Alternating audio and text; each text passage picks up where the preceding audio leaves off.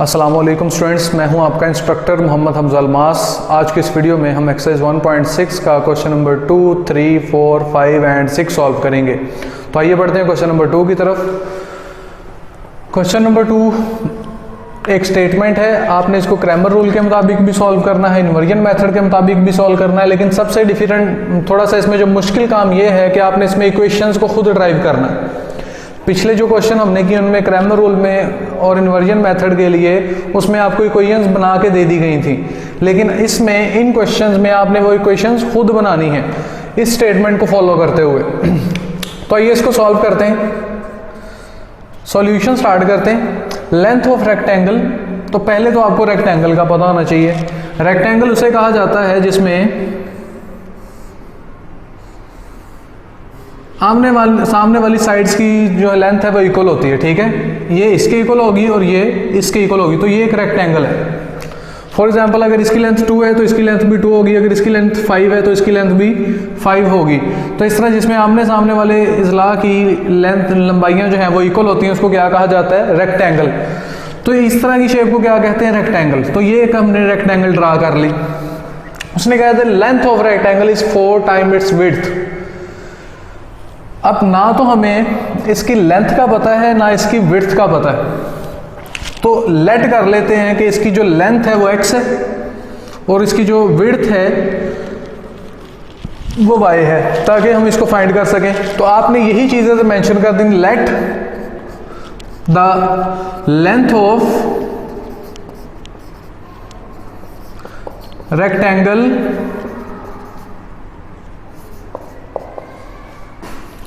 is x and the width of rectangle is y। तो हमने इसकी लेंथ को x फर्ज कर लिया और विड्थ को y फर्ज कर लिया। क्योंकि हमें क्वेश्चन में मालूम नहीं है तो हमने इसको अपनी तरफ से कोई ना कोई नेम असाइन कर दिया। हमने कहा फर्ज किया लेंथ x है और विड्थ क्या है? y है। अब उसने क्वेश्चन की स्टेटमेंट में लिखा हुआ है, कहता है जी length of rectangle is 4 time its width. यानी कि स्टेटमेंट के मुताबिक जो उसकी लेंथ है ना, यानी कि जो x है वो 4 टाइम ऑफ विड्थ है। ठीक है, यानी कि इसकी विड्थ को 4 गुना किया जाए तो हमारे पास क्या मालूम हो जाएगी? x। ठीक है, तो इसी तरीके से अब आपके पास ये एक इक्वेशन आ गई है। अब आपको पता है वेरिएबल्स एक साइड पे कर लिए जाते हैं। इसको मैं इधर ले आया -4y और ये आ गया 0। तो यहां पर फर्स्ट इक्वेशन हमने फाइंड आउट कर ली इस लाइन से। The length of rectangle is 4 time its width, यानी कि जो उसकी लेंथ है वो उसकी विड्थ का 4 गुना ज्यादा है। यानी कि आपने इसको 4 से मल्टीप्लाई कर दिया और इसको मैं इधर ले आया तो एक इक्वेशन आ गई। आपको मालूम होना चाहिए हमेशा वेरिएबल्स एक साइड पे होते हैं। Next, the perimeter of rectangle is 150 centimetre. Perimeter कहा जाता है इस बाउंड्री को, इसकी चारों साइड की जो पैमाइश है। ठीक है, तो उसको क्या कहा जाता है? पेरीमीटर। तो उसने हमें बताया पेरीमीटर ऑफ रेक्टेंगल कितना बताया जी उसने?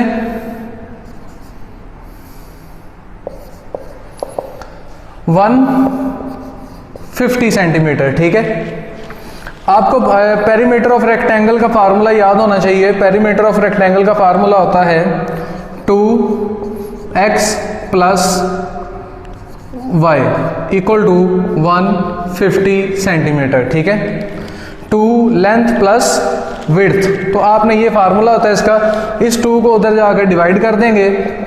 150 डिवाइडेड बाय 2, तो यहाँ पे रह गया x प्लस y, ये इससे कैंसिल आउट हुआ तो ये आ गया 75। तो x प्लस y 75 ही हमारे पास सेकंड इक्वेशन आ गई। ठीक है, तो अब आपके पास 2 इक्वेशंस आ चुकी हैं, आप इनको इकट्ठे लिख लें। First equation x minus 4y equal to 0 and second equation है x plus y equal to 75। जी, तो यहाँ से आपका नॉर्मल क्वेश्चन हो चुका है, जैसे हम ऊपर सॉल्व करते हैं। चाहे इस क्वेश्चन को आप क्रैमर रूल से सॉल्व कर लें, चाहे इस क्वेश्चन को आप इन्वर्जन मेथड या दोनों मेथड से भी इसको सॉल्व कर सकते हैं। ठीक है, तो आपने क्या करना है, इस क्वेश्चन को क्रैमर रूल से भी सॉल्व करना है और इन्वर्जन मेथड से भी सॉल्व करना है। तो कोई मुश्किल नहीं है। जिस तरह हम पहले क्वेश्चन करते हैं, इनको in the form of matrix लिख लें। इन्वर्जन मेथड के लिए in the form of matrix लिख लेंगे। इसका कोफिशिएंट है 1, इसका कोफिशिएंट है 1, इसका कोफिशिएंट है -4y, इसका कोफिशिएंट है 1, और वेरिएबल कितने हैं, x एंड y, और 0 एंड 75। तो इन्वर्जन मेथड इस तरह से आप आसानी से सॉल्व कर सकते हैं। तो हमने इन्वर्जन मेथड भी सीखा हुआ है, क्रैमर रूल भी सीखा हुआ है। मसला सिर्फ ये था कि ये दो इक्वेशंस कैसे फाइंड आउट करनी है, वो हमने सीख लिया। बिल्कुल क्वेश्चन की स्टेटमेंट को फॉलो करते हुए आपने ये दोनों इक्वेशंस को फाइंड आउट कर लेना है। ठीक है, तो नेक्स्ट क्वेश्चन करते हैं फ्रेंड्स। नेक्स्ट क्वेश्चन है question number 3। Two sides of rectangle differ by 3.5। तो पहले आपको पता होना चाहिए रेक्टेंगल को किसको कहते हैं, जिसकी आपने सामने वाली साइड्स क्या होती हैं, इक्वल होती हैं, तो उसको क्या कहा जाता है, रेक्टेंगल। तो ये एक रेक्टेंगल है। तो रेक्टेंगल में उसने कहा जी दोनों साइड्स मींस के इसकी लेंथ का और इसकी विड्थ का जो डिफरेंस है वो कितना है, 3.5। तो ना तो हमें लेंथ पता है ना विड्थ पता है, तो वैसे ही आप लेट कर लें, लेंथ x है और विड्थ कितनी है, y। तो आप यही चीज़ इधर मेंशन कर दें सॉल्यूशन में, late length of rectangle is x and width of rectangle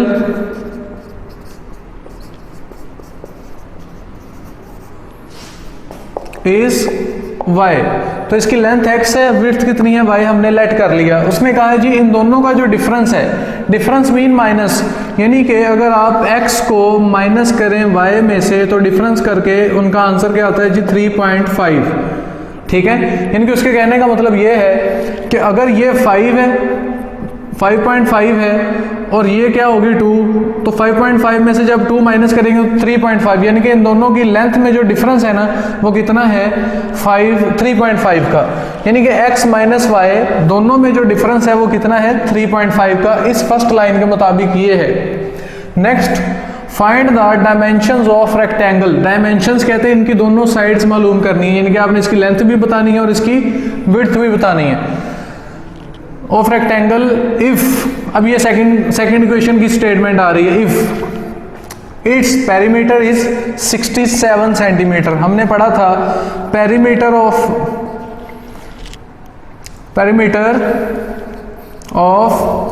rectangle कितना बताया जी क्वेश्चन में उसने, 67 सेंटीमीटर। ठीक है, तो पेरीमीटर का फार्मूला क्या होता है, 2x plus Y equal to 67। First equation तो आ चुकी है हमारे पास, अब ये सेकंड इक्वेशन भी आने लगी है।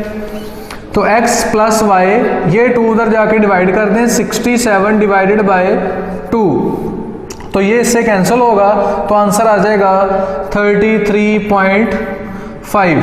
तो x प्लस वाई, ये आ गई सेकेंड इक्वेशन। तो यही इक्वेशंस मालूम करना बेसिक इसमें मसला था, वो हमने फाइंड आउट कर लें। तो दोनों इक्वेशंस को इकट्ठे लिख लेते हैं, x minus Y equal to 3.5 and x plus Y equal to 33.5। तो ये दो इक्वेशंस आ चुकी हैं। इन इक्वेशंस को क्रैमर के रूल से भी करना है और इन्वर्जन मेथड से भी सॉल्व करना है। बेसिक जो है ना वो यही इक्वेशंस थी, हमने दोनों मेथड सीखे हुए हैं, आपने इन दोनों इक्वेशंस को उसके मुताबिक सॉल्व कर लेना है। ठीक है, तो नेक्स्ट क्वेश्चन की तरफ बढ़ते हैं स्टूडेंट्स। क्वेश्चन नंबर 4 की तरफ बढ़ते हैं। The third angle of isosceles triangle. तो आइसोसेलेस ट्राइंगल का सबसे पहले आपको पता होना चाहिए, आइसोसेलेस ट्राइंगल ऐसी ट्राइंगल को कहा जाता है जिसमें दो एंगल्स इक्वल होते हैं। मसलन अगर ये 70 है तो ये भी 70 और ये एंगल डिफरेंट होगा, जिसमें दो एंगल्स इक्वल होते हैं, जिसमें दो एंगल्स इक्वल होते हैं और एक एंगल डिफरेंट होता है। इसी तरीके से इसकी दो साइड्स सेम होती हैं और एक साइड डिफरेंट होती हैं। तो ऐसी ट्राइंगल जिसके दो एंगल्स और दो साइड्स इक्वल हों उसको क्या कहा जाता है, आइसोसेलेस ट्राइंगल। लेकिन अभी हम सिर्फ और सिर्फ बात कर रहे हैं एंगल्स की, इस क्वेश्चन में बात हो रही है सिर्फ एंगल्स की। तो उसने कहा जी third angle of isosceles triangle is 60 degree less than the sum of two equal triangles. तो अभी हमें इक्वल ट्राइंगल्स का नहीं पता कि इन दोनों में से इक्वल कौन से हैं, तो आपने लेट कर लेना, लेट ये दोनों इक्वल एंगल्स हैं और ये एंगल क्या है, डिफरेंट एंगल है, ठीक है। तो आप यही चीज इधर मेंशन कर दें, let each equal angle be x degree and third angle is y degree. यानी कि हमने कहा जी ईच इक्वल एंगल, फर्ज किया जो दो इक्वल एंगल है उनको x फर्ज कर लिया, जो डिफरेंट एंगल है हमने उसको y फर्ज कर लिया, ठीक है। तो अब क्वेश्चन की स्टेटमेंट को पढ़ते हैं। The third angle of isosceles triangle is 60 degree less than the sum of two equal angles. यानी कि अगर हम इन दोनों टू इक्वल एंगल्स का सम करें और उसमें से 60 डिग्री को लेस करें, -16, ठीक है, तो हमारे पास क्या आ जाएगा, ये थर्ड एंगल आ जाएगा, यानी कि y आ जाएगा, ठीक है। तो ये एक इक्वेशन बनने जा रही है हमारे पास, x प्लस एक्स कितना होता है, 2x minus 16 equal to y। तो आपको पता है वेरिएबल्स को एक साइड पे कर लिया जाता है, 2x, इस y को मैं इधर ले माइनस y और इस माइनस को उधर जाके हम प्लस y लिख देंगे, तो हमारे पास ये फर्स्ट इक्वेशन आ गई, ठीक है। उसने कहा था the third angle of isosceles triangle, यानी कि जो थर्ड एंगल है वो किस तरह से फाइंड होता है, अगर दोनों इक्वल एंगल्स को प्लस किया जाए और उसमें से 16 डिग्री को लेस किया जाए तो हमारे पास थर्ड एंगल आ जाएगा। तो उसी की स्टेटमेंट को हमने एक इक्वेशन में कन्वर्ट कर दिया, यहां तक स्टेटमेंट कन्वर्ट होके एक इक्वेशन में आ गई, ठीक है। उसने कहा find 3 angles of the triangle, आपने इन तीनों एंगल्स को मालूम करना है, यानी कि अगर एक x मालूम हो जाए तो दूसरा डेफिनेटली उतना ही होगा, और आपने y, यानी कि आपने x और y को डायरेक्टली मालूम करना है, ठीक है। तो यहां पर उसने छोटा सा जो है ना वो ट्रिक स्टूडेंट के लिए रख दिया। क्या रखा है उसने, एक इक्वेशन बता दी है दूसरी नहीं बताई, ठीक है। लेकिन स्टूडेंट को पता है कि एंगल ट्राइंगल के तीनों एंगल्स का सम करें तो कितना होता है, 180 डिग्री, यानी कि तीनों एंगल्स का अगर आप सम करें तो कितना होता है 180, ठीक है, 180 डिग्री। तो आपने इससे दूसरी इक्वेशन यहां से फाइंड आउट खुद बना लेनी है। तो x plus X 2x plus Y equal to 180 degree, तो ये आपकी आ गई सेकेंड इक्वेशन, ठीक है। अब आपने क्या करना है, इन दोनों इक्वेशंस को कंबाइन करके लिख देना है, 2x minus Y equal to 16 and 2x plus Y equal to 180, ठीक है। अब आपने x और y की वैल्यूज मालूम कर लेनी है, तो आपको इसके तीनों एंगल्स का मालूम पता चल जाएगा। यही इक्वेशंस बनाना बेसिक प्रॉब्लम था, वो हमने फाइंड आउट कर ली। बाकी आपने इस क्वेश्चन को अब क्रैमर रूल से भी सॉल्व कर लेना है और इन्वर्जन मेथड से भी सॉल्व कर लेना है। क्वेश्चन नंबर 5 सॉल्व करते हैं। क्वेश्चन नंबर 5 की स्टेटमेंट में उसने कहा 1 acute angle of right triangle. तो राइट ट्राइंगल किसको कहते हैं, पहले वो फाइंड आउट कर लेते हैं। राइट ट्राइंगल ऐसी ट्राइंगल को कहते हैं जिसमें एक एंगल क्या हो, 90 डिग्री का हो, ठीक है। तो ये ट्राइंगल कौन सी है, राइट ट्राइंगल। और अक्यूट एंगल किसको कहा जाता है, ऐसे एंगल जो 90 डिग्री से छोटे हों, जैसे कि ये दोनों 90 डिग्री से छोटे एंगल्स हैं, तो ये दोनों एंगल्स के आगे लाएंगे अक्यूट एंगल्स। तो क्वेश्चन की स्टेटमेंट के मुताबिक उसने कहा 1 acute angle of right triangle is 12 degree more than the twice of the other acute angle. यानी कि जो एक एंगल है 1 acute angle of right triangle is more than 12 degree more than the twice of the other।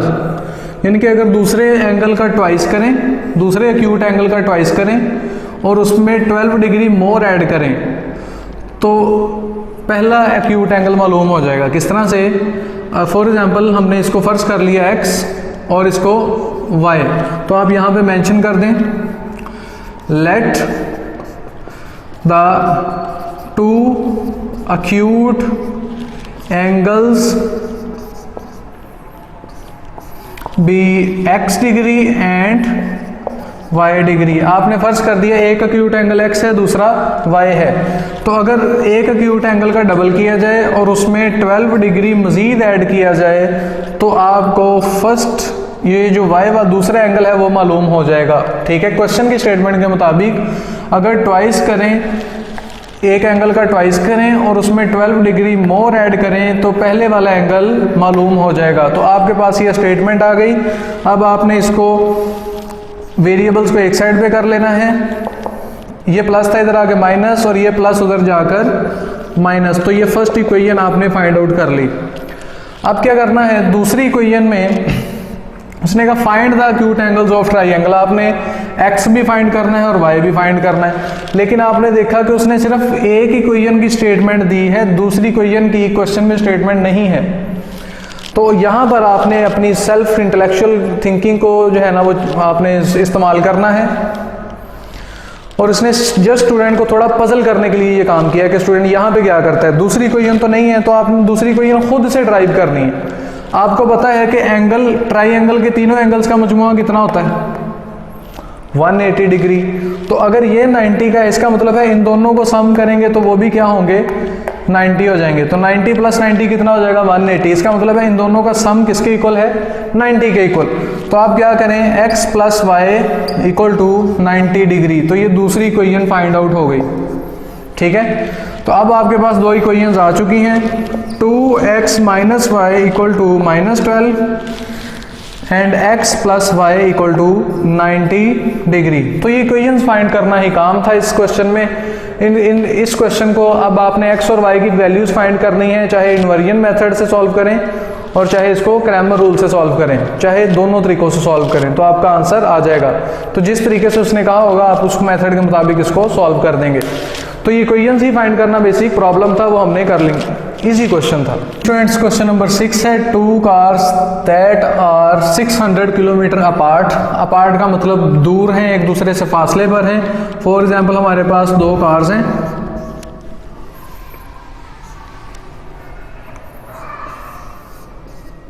वो एक दूसरे से distance कितना है जी इनका जो फासला है वो कितना है 600 किलोमीटर के फासले पर हैं वो एक दूसरे की तरफ। ठीक है, 600 kilometre apart moving toward each other, और वो एक दूसरे की तरफ बढ़ रही हैं, वो एक दूसरे की तरफ मूव कर रही हैं। ठीक है,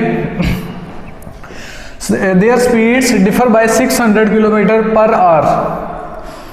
तो इन दोनों की जो स्पीड है ना, तो स्पीड तो हमें मालूम ही नहीं है, तो स्पीड को हम लेट कर लेंगे। लेट सॉल्यूशन इसका स्टार्ट करते हैं। Let the speeds of 2 cars be x kilometre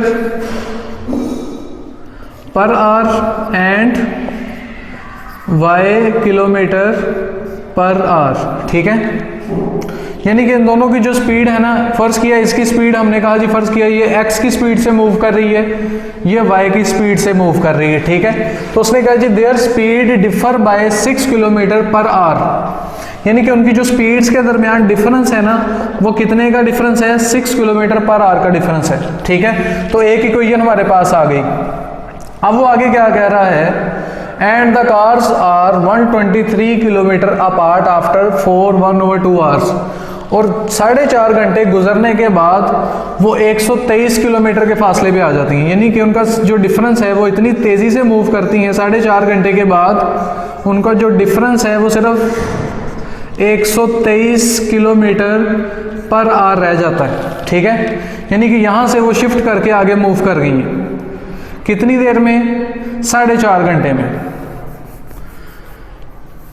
तो 4.5 घंटे में दोनों का जो डिफरेंस है वो कितना रह चुका है 123 किलोमीटर पर आवर। तो यानी कि उन्होंने कितना डिस्टेंस कवर किया है, distance covered in for 1/2 hours, यानी कि 4.5 घंटों में इन्होंने कितना डिस्टेंस कवर किया है, 600 था अब वो कितने फासले पे आ चुकी हैं, 123 पे। तो इसका मतलब है उन्होंने 477 किलोमीटर का डिस्टेंस उन्होंने कवर कर लिया है। कितनी देर में, 4.5 घंटों में। ठीक है, तो अब आपने देखना है कि find the speeds of each car. आपने दोनों कारों की स्पीड मालूम करनी है। तो फर्स्ट कार ने 4.5 घंटों में, फर्स्ट कार की स्पीड थी x, सेकंड की क्या थी y। तो फर्स्ट कार ने 4.5 घंटों में और दूसरी कार ने 4.5 घंटों में टोटल डिफरेंस कितना तय किया जी, 477 किलोमीटर का सफर तय किया है। ठीक है, तो अब आपने इसको थोड़ा सिंपल कर लेना है। इसको पहले आपको मल्टीप्लाई, 2 को 4 से मल्टीप्लाई करें 8 + 1 9/2 और साथ में आ जाएगा x प्लस, इसको 2 को 4 से मल्टीप्लाई करें 8 + 1 9/2 एंड y एंड 477। 9/2 दोनों में कॉमन है, इनको बाहर निकाल लें। 9/2 को कॉमन लिया तो पीछे सिर्फ रह गया x प्लस y, तो बाकी बचा 477। ठीक है, इस 477 को 2 से इधर जाकर मल्टीप्लाई किया, 477 मल्टीप्लाई बाय 2 हो जाएगा और यहां पर आ जाएगा 9x plus y। 477 multiply by 2 करते हैं, 4 and 1 5 and 1 954। ठीक है, 954 तो 9x प्लस y। अब ये 9 उधर जाके डिवाइड हो जाएगा, 9 5/4 डिवाइडेड बाय 9, तो ये बचा x प्लस y। तो आंसर हमारे पास आया, इसको इससे कैंसिल किया तो आंसर आएगा हमारे पास 106। तो यानी कि सेकंड इक्वेशन हमारे पास क्या आ गई, x plus Y equal to 106। तो ये सेकंड इक्वेशन आ गई और ये हमारे पास आ गई फर्स्ट इक्वेशन। ठीक है, तो बिल्कुल 2 इक्वेशंस फाइंड करना ही हमारा प्रॉब्लम था। अब आपने दोनों को सॉल्व करना है, चाहे इन्वर्जन मेथड से कर लें चाहे क्रैमर रूल से कर लें, आपके पास x और y की कीमत आ जाएगी। चलें ऐसा करते हैं, हम इस क्वेश्चन को कंप्लीट सॉल्व करते हैं।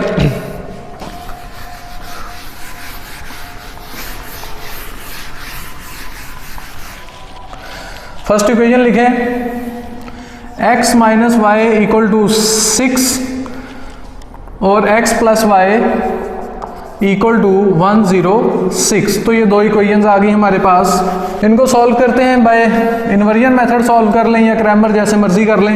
इन्वर्जन मेथड सॉल्व करते हैं, इसके पास 1 and 1, इसको -1 किया और इसको +1। ठीक है, और 2 वेरिएबल्स हैं x एंड y और यहाँ पर आ जाएगा 6 and 106। नेक्स्ट है, आपको पता है इसको हम कहते हैं a, इसको कहा जाता है x और इसको कहा जाता है b। आपने x को इधर ही रखा, a को उधर जाके इन्वर्स कर दिया और ये आ गया b। तो सबसे पहले आपने a का इन्वर्स मालूम करना है। a इन्वर्स का फार्मूला होता है 1/a determinant and adjoint of a। तो a डिटर्मिनेंट मालूम कर लें। a डिटर्मिनेंट मालूम करने के लिए a का मैट्रिक्स लिखेंगे 1 -1 1 and 1 और इसको इससे मल्टीप्लाई किया, 1 को 1 से मल्टीप्लाई किया इक्वल टू 1 को -1 से मल्टीप्लाई किया, सेंटर में आया माइनस और आंसर हमारे पास आ जाएगा 1 × 1 1, माइनस ने इस माइनस को कर दिया प्लस और 1 × 1 1, तो आंसर आया 2। तो ए डिटर्मिनेंट का आंसर कितना आ गया 2। और एडजॉइंट ऑफ ए मालूम करने के लिए आपको मालूम है कि इन दोनों की जगह चेंज कर दी जाएगी और इन दोनों के साइन चेंज कर दी जाएंगे, -1 and 1। तो दोनों चीज़ें मालूम हो गई हमारे पास। ए डिटर्मिनेंट भी आ गया, एडजॉइंट भी आ गया, उसको इस फार्मूले में पुट कर देंगे। A inverse equal to 1/2 and adjoint of A, adjoint of A है हमारे पास ये, तो 1 -1 1 and 1। ठीक है, इसको यहाँ पे राइट कर दिया। अब आपने क्या करना है, इस फार्मूले को लिखना है x equal to A inverse b। तो x की जगह पे x का मैट्रिक्स, ए इनवर्स की जगह ये वाली वैल्यू आ जाएगी ए इनवर्स की 1 1 -1 एंड 1, और b की जगह पर ये वाला मैट्रिक्स आ जाएगा 6 एंड 1 0 6। अब इन दोनों को मल्टीप्लाई कर देते हैं, 1/2 वैसे ही रहा। इस रो को इस कॉलम से मल्टीप्लाई किया, 1 × 6 6, 1 × 1 0 6, तो 1 0 6। अब इस रो को इससे मल्टीप्लाई किया, -1 × 6 -6, -1 × दिस, तो 1 0 6। तो यहाँ पर आ जाएगा x एंड y। अब क्या करेंगे, 1/2 वैसे ही रहा, ये आ गया हमारे पास 1 1 2, और इसको सॉल्व किया तो 1 0 0। 1/2 को अंदर मल्टीप्लाई किया, 1/2 मल्टीप्लाई 1 1, इसको इससे कैंसिल किया तो आंसर आ गया 56। और 1/2 को जब 100 से मल्टीप्लाई किया तो जब इसको इससे कैंसिल किया आंसर आया 50। तो यहाँ पर आ गया x एंड y। ठीक है, तो x की वैल्यू हमारे पास क्या आई, x equal to 56 and y equal to 50। ठीक है, तो हमारे पास दोनों कार्स की स्पीड आ गई। ठीक है, तो आप एंड में मेंशन कर देंगे, so the speed of both cars are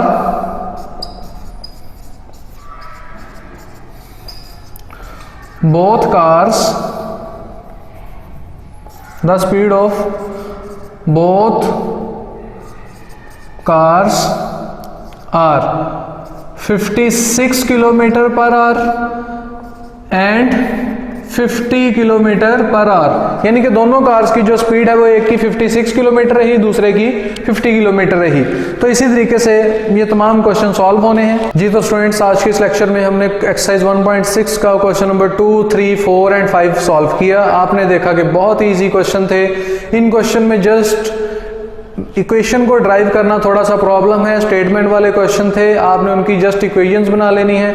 बाद में चाहे उन इक्वेशंस को अगर आपसे कहा जाए क्रैमर से करें तो क्रैमर रूल से सॉल्व कर दें, चाहे कहा जाए इन्वर्जन से सॉल्व करें तो आप उसको इन्वर्जन से सॉल्व कर दें। तो उम्मीद करते हैं आपने क्वेश्चंस की इक्वेशंस को किस तरह से ड्राइव करना है अच्छे तरीके से सीख लिया होगा।